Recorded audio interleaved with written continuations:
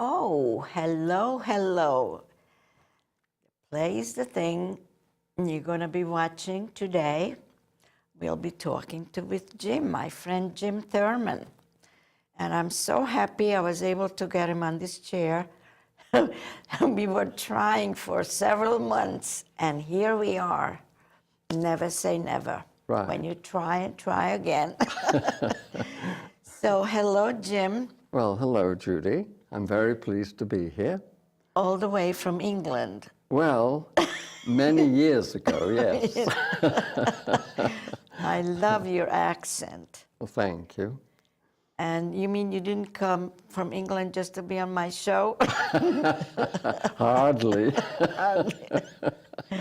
So you settled in Southampton. That's where you live now, Yes. Southampton. Southampton and New York, near the city. Oh yeah, let's not forget New Let's York. not Very forget the important. city. And it is New York, Manhattan, New York, because a lot of time people say New York and it ends up in Brooklyn or Queens, No. Staten Island, but this is Manhattan. Yes, because you are very cultural. I know that you go to a lot of different concerts and shows when you're in the city. Yes, that's very true. So when did you leave England? In 1960, I came over here. Oh my gosh, I So wasn't that even really born yet. dates me. I know, you were like a little kid. Yes, right, yes. And you went straight to Southampton. No. No? No, I'm a registered nurse. And You are? So I started working in Galveston. That was my introduction to Galveston, That's Texas. Texas, wow. That was my introduction to the United States. And I had to spend a year there because the hospital I worked at paid my airfare over, and I had to pay them back out of my monthly salary until it was paid. Oh, you mean, And so then, that was from the school, they sent you to Texas? Yes. I see. Yes, yes. And then I moved from there to Chicago and spent a year there. Then I moved to New York, and I was intending to spend a year there, and then I was going to go back to England and go to Australia, because Australia was very keen to have professional people emigrate to the country. But I met my partner of 47 years, and I never left New York. I stayed here. So he's the one. Was that, would you say it was a cultural shock from England to Texas? Oh, very, very much so, yes, my goodness. I mean, we were told that it was a mecca for vacation people, you know. Well, of course, we arrived in November, and the vacation season was over. So it was dreary, to say the least. But what happened was... Did you say, I want to go back to England? What happened was... their winter was our British summer. I mean, it was 60, 70 degrees there. So the friend I came over with, he and I would put on our swimsuits and go and lie on the beach, have the beach entirely to ourselves. And everybody thought we were crazy. Yeah. It's the winter, what are you doing? The police would come down and thought we were lunatics, I think. But anyway, we survived. So then you went to Chicago, Yes. and you were still yearning to go back to England? No, not particularly. Yeah, well, no, because that's where I met my partner. In Chicago? In Chicago. And then we moved together to New York, and I decided he was from that the I United was States? He's from the United States, yes. Yes. He was from Illinois, actually. And I met him in the hospital in Chicago, and we moved to New York. And was it love at decided first to stay sight? there. It definitely was. 47 years together. I know, I know. Well, it's so, you know, Yeah, in a way, it's like my life, because I also met somebody midway. I'm from Hungary, and then I was traveling towards Israel. and I met somebody I fell in love with. So then I came to the United States instead. So things like this happen, yes. The inevitable, you never know, what's going to happen. And he was a nurse also. He was, yes. Yes. And unfortunately, he died last year, and I still miss him terribly after 47 years. Well, I had the pleasure of knowing him myself, and he was really a wonderful, real wonderful person. You were both my friends. Right. So let's get back to the nursing part. And you were, how long have you been working as a nurse? Oh, well, when I finished high school, my father wanted me to be, of all things, an engineer. And so I went to school, night school, and this was just, I actually grew up in England during the Second World War. So it wasn't an easy time. And I was desperate to get out of England because it was, at that point, for at least 10, 12 years after the finish of the war, we were still on rations, and travel was restricted, and it was, of course I was only a young child then, but it was a difficult time. It wasn't a fun place to be, let's put it that way. And I decided, and we had to do, at the age of 18, we had to do what was called national service, 2 years in one of the British services. And I chose to go into the Army, into the Royal Army Medical Corps, and that's what really got me interested in nursing. And after I'd finished my 2 years, I then went and got my nursing education. How long did it take? I worked on that for 5 years. 3 years for my general practice, and then 2 years of psychiatry. Wow. So, psychiatry, I wish I'd known that. I just knew that you're a nurse. I didn't know. I would have come to you. Anyway. You mean that was a full-time? You went to school full-time for 5 years? Yes. Wow. Yes. And lived in and around London the whole time, and that's when I became interested in various things. Like my greatest passion is the opera. And I fell in love with the opera at Covent Garden and at the Sadler's Wells Opera. And of course, being here, I go to the Metropolitan Opera. I mean, to me, the Metropolitan Opera is one of the greatest opera companies in the world. So you have seen many of the performances? I have seen many of the productions. In fact, I've seen, I would say, 99% of all of the productions that the Met ever mounts, many of them 2 or 3 times, because it depends on the change of cast. Sometimes they'll have a real stellar cast that appeals to me, so I'll go back and see it a second or a third time. And is the people, is it always full? The theater is always full? No, would you say? No. Sometimes at the Metropolitan Opera, I have seen empty seats there. It depends on what production they're performing that particular evening, and also depends on the cast that they're presenting that evening. You mean sometimes it's full house, and sometimes many times it's a full house. But really? occasionally So a lot of people I have seen a number of empty seats on a few occasions, yes. Did you ever call up for a seat and you can't have any because there's no more tickets left?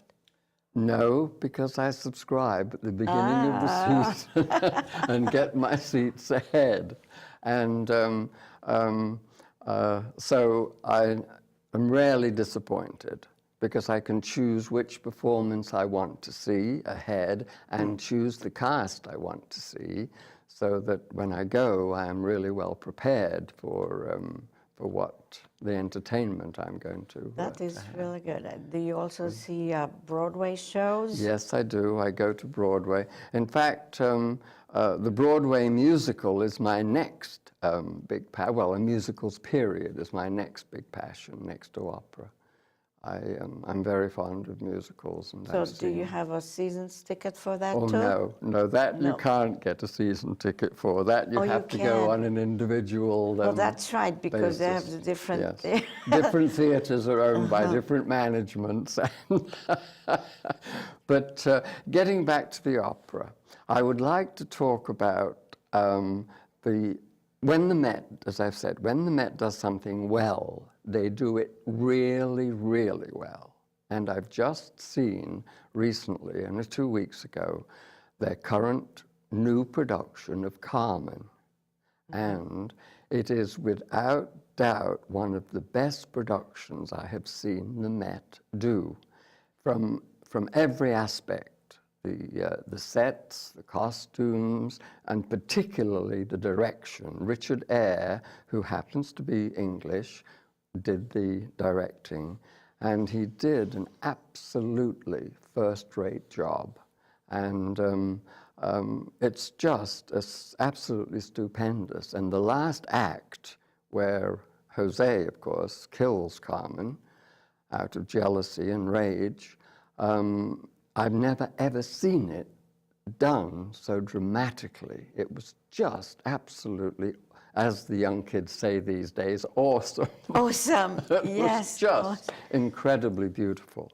And so when the Met does something good, they really do it good. And they'd have that is a brilliant production. Now, having said that, they opened the house this season with a brand new production of Tosca, which was unfortunately, it's a beautiful opera, but unfortunately, it's one of the, in my opinion, one of the worst productions the Met has ever mounted.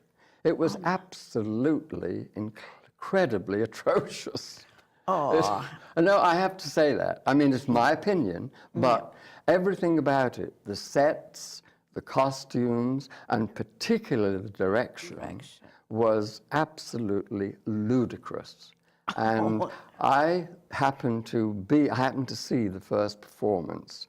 Not in the house, I was on the plaza. You know, they set up a big screen on the front of the opera house, and guests and the public can sit on seats in the plaza and watch it free.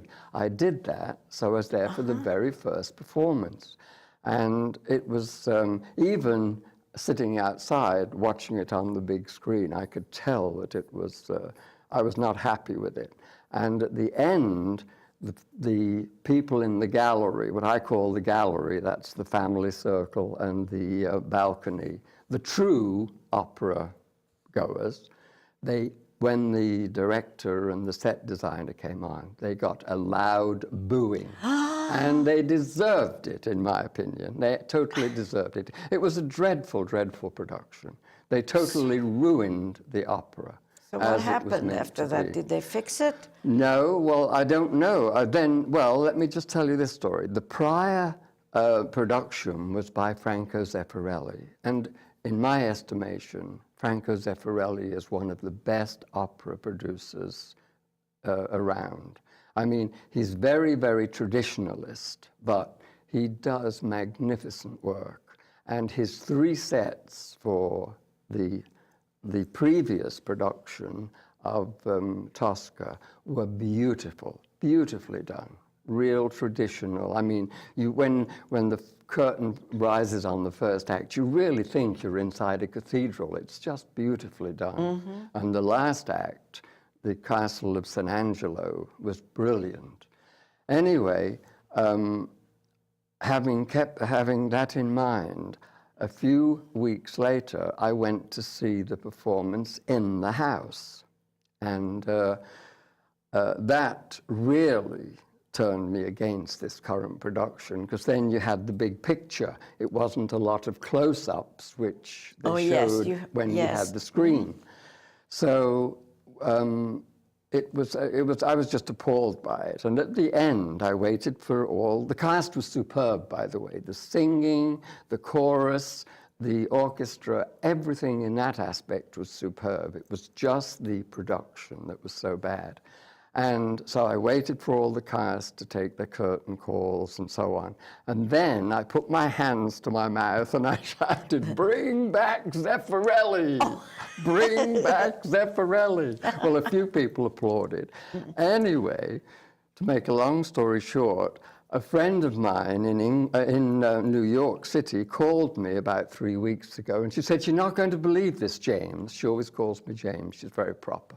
She said, "You're not going to believe this, James, but I've just read in the New York Times the Met is seriously considered bringing back the Zeffirelli production." So I hope they've seen the light and will do this. I thought you were going to tell me that you went backstage and tell them what to do. Oh, I'd like to have done. Yeah, since you are so up on, you know so much about it, and I thought you're just going to tell. I'm going to just tell everybody to listen to you what to do at the Met. I could have given them a few directions on how to correct it, but I think it's beyond correction. It's just so bad. It was so bad. But so what made you go see it after you saw it on the outside and you didn't like it? Well, you see, I wanted to see the big picture. When you go in the house, I mean, you see the whole stage, period, you thought you were going to see something better. No, I anticipated the worst, unfortunately, because they did give you a big picture every once in a while, even on the screen. But anyway, I mean, as I said, when the Met does something good, they do it really well. For example, Zeffirelli's production again of Turandot. It was absolutely Turandot, Puccini's Turandot. It was I mean, this is a number of years old now. I believe it goes back to the 80s, maybe 86. But it is still in the repertoire, and it is an absolutely stunning production. When the curtain goes up on the second scene of the second act, it is just so mind-boggling that the audience just automatically, even while the orchestra's playing, the audience just automatically applauds. It is so breathtakingly, so stunningly beautiful. And it's how grand opera should be. It's really grand. But having said that, again, the Met does make mistakes, and I saw a dreadful new production of Lucia di Lammermoor with a beautiful American soprano called June Anderson. And she had a beautiful voice, quite similar, if you've ever heard Joan Sutherland sing, the great Australian soprano. Her voice was quite similar to that. And the Met mounted this new production of Lucia for June Anderson. But unfortunately, again, it was done by some weird director, and the mad scene had Lucia starting off on the top of a pile of coffins. And as she progressed, as the mad scene progressed, so she climbed down this pile of coffins, and I believe in the end she was right in the last coffin on the floor, and she ended the scene sitting in this coffin. I mean, it was, the audience was just tittering. It was so stupid, so stupid. Well, it was a good thing she didn't fall down. Yes, and the Met actually scrapped that production within 2 years and mounted another production. So I'm hoping that they'll scrap this dreadful production of Tosca and do that with too. all your views, which is a good production and a poor production, do you have like a favorite? What's your favorite opera? My very favorite opera, I think I would have to say it's one of the most well-known operas. I think it's La Bohème. I absolutely adore it. And I must have, in my lifetime, I've seen it all over in Europe and Covent Garden and the Met and New York City Opera and so on, and various places, Chicago and San Francisco. And I have to say that I'm always moved by it. I'm always brought to tears by the last act. Really? I just can't help it. Even when I listen to it on a recording, there are tears streaming down my cheeks. It is such an emotional opera. And to hear someone... And the music also, you like that the best? Oh, the music is beautiful, yes. The La Bohème, well, I mean, most people know Your Tiny Hand is Frozen, and They Call Me Mimi, and things like that. I mean, they're just so popular. And Pavarotti, of course, made them. And I saw Pavarotti a number of times do La Bohème and Tosca at the Met. That's my favorite, Tosca. You like Tosca? Yeah, it's well, a beautiful I know that opera. from Europe, yeah. Yes. Well, just looking at you, is this somehow it's something a little bit different, all that hair on your face. Was it always there? It was always there, Judy. You just haven't looked closely. Was it the same amount of, the length, was this always the same? Or? It could have been a little longer, or it could have been a little shorter. Occasionally I trim it with the scissors. Oh, I don't know why. It looks like I'm just looking at it the first time. No, I've had it for many, many, many years. In fact, in the 60s, when Tom and I first moved to New York City to work at the hospital there, it was the hippie movement. And we were hippies. We had beards and long hair, shoulder length, and... Well, he still did have long hair. Tom did keep it. Well, he cut it, but he grew it again. But in the hippies, I mean, and we walked around the street. He had long hair. He even had it in ponytail. Yes. Yeah. And we used to, in the 60s, we used to walk around Manhattan barefooted.